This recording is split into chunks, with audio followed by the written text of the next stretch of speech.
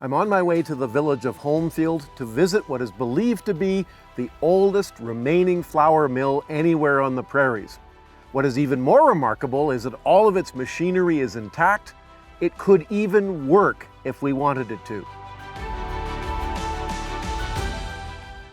I'm Gordon Goldsborough, president of the Manitoba Historical Society, radio and newspaper columnist, and author of books on the neglected, the overlooked, the hidden places from Manitoba's past. Join me in this series as we explore back roads to places that tell great stories about how things used to be and how we've ended up where we are today. This is Abandoned Manitoba. I'm here in Homefield to meet Errick Harrison, whose grandfather built the mill between 1897 and 1898. The Harrison family has owned and operated the mill ever since, and Errick and his late brother Bill were still milling flour as recently as 1997. Oh, hi, Gordon. Good morning, Errick. How are you? I'm well, thank you. Errick, a retired lawyer, has agreed to give me a tour of the wonderful old mill and to tell me what it was like to operate it. There's two cleaners here, and when the wheat comes down from up top, it comes into these cleaners here, goes here, and then down into here. And then here's another leg over here. After it comes through this second cleaner, here's another leg, you can see it, and it gets picked up and taken up to the top again. Mm-hmm. So you really tried to get it, the stock as pure as you could get it, as clean as you could get it. Now, Errick, you said wheat, but is there a specific kind of wheat that you would mill? We always milled wheat from our local area, except in wartime. This is the way we get the flour. Now, Gordon, if you come over here and put your hand in there and just feel up, you'll feel an auger. Oh, yeah. Yeah, I see the bottom of it there. Yeah. There. Yep. Okay, now what happens is this belt above you here drives this wheel, and what we did was we just pushed this down and engaged it like that. And what that does is mesh those two gears up there. Yes. Okay, now those gears have been running since the plant was built, and they are meshed when one of them is running.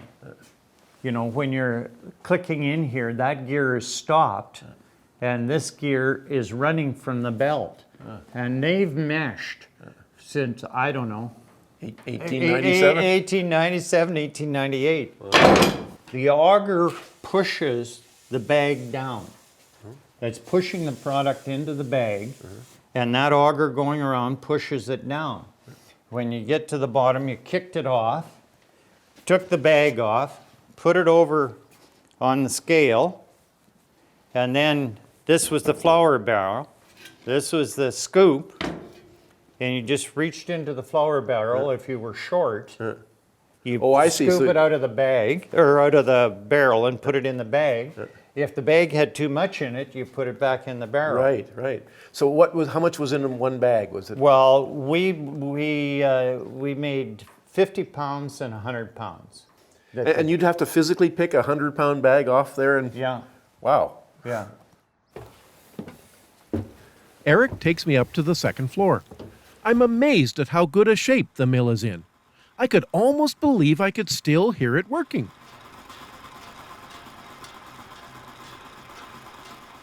It was built with the idea to get as much flour out of the wheat that you could. Okay, so the way to do that was to roll the bran flat, and then you kept working it. And if you put your hand in there, Gordon, you'll see that put your nails on, you'll see there's a styration there. Yeah. And these machines themselves, there was a place in Stratford that built them, and this was a standard mill built by the Stratford Mill Building Company. I'll take you down to the second break, and I'll get you to put your hands in here, Gordon, again, and feel those rolls. Oh, they feel very coarse compared to the other one. Yes. Yes. That's the trick. Those are not running at the same speed together. They vary in terms of depth of the styrations. This is the first rollers that the wheat goes This into. is actually the second. The first one's on the other side, but I didn't manage to get it all cleaned out. Oh, okay. And I notice all the pipes in here are made out of wood. Yeah. What would be the reason for that? Well, number one, they had wood, and number two, let's face it, wood is much more malleable. It's much more easy to work with. If you can make a mistake, you don't have to worry about a welder or anything like that. And everybody always said they believed that the wood tastes better. Oh, really? You know, metal doesn't give you a good taste. Yeah. Whereas if you're putting it through a wooden spout, it doesn't have any rust or contaminations or anything like that in it. Yeah. I'm just struck by how much of the machinery is made out of wood. Yeah. This is some of the original milling machinery that they built. And this is what they call a flour miller dresser right here. Look at the workmanship. Absolutely. And look at the It looks print. like fine cabinetry. You know? Yeah.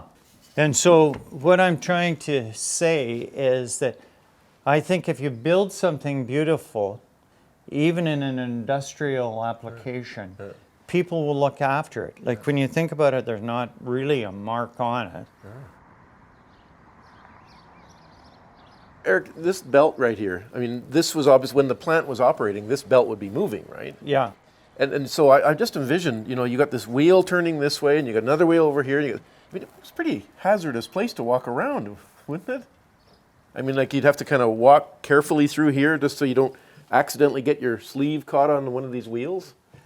Well, Like you said, you had never had an accident. No. That's really Well, quite remarkable, it seems to me. I think it was totally based on my dad's personality. And my dad was never in a rush. There was nothing that you ever ran for. Yeah. Well, and I can see that. Yeah. Rushing would lead to accidents, it seems. Yeah. So this axle going all the way through the building, that's essentially the main power supply for the whole mill, Well, for this floor. for this floor. Yeah, But- the rolls are drawn off the main shaft and Which is down. down on the main floor. I see. So why are some of the wheels wood and some of them are metal? I think it was just a question of them working with what they had, I see. you know. I can't imagine how they built this in 2 years. Well, you said, though, that two of the brothers were mill makers. So Yeah. it was something they had skill in, so... Yeah.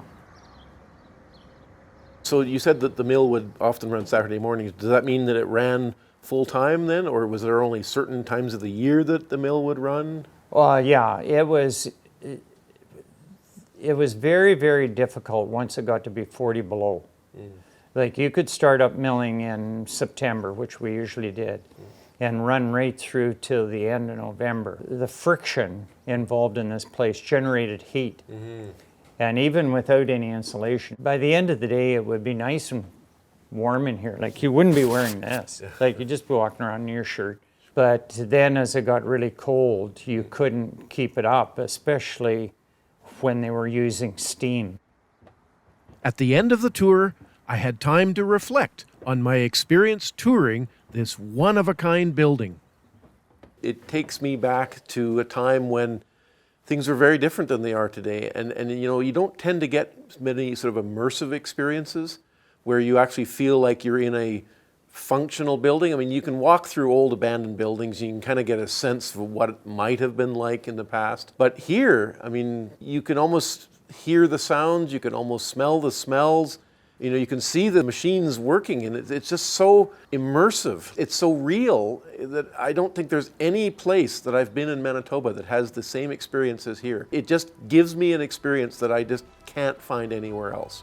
It really genuinely feels like they just turned off the machines for lunch, and they're going to be back in the afternoon milling some more flour. And that experience is just so profound for me. I don't think there's anywhere else that I can get the same experience.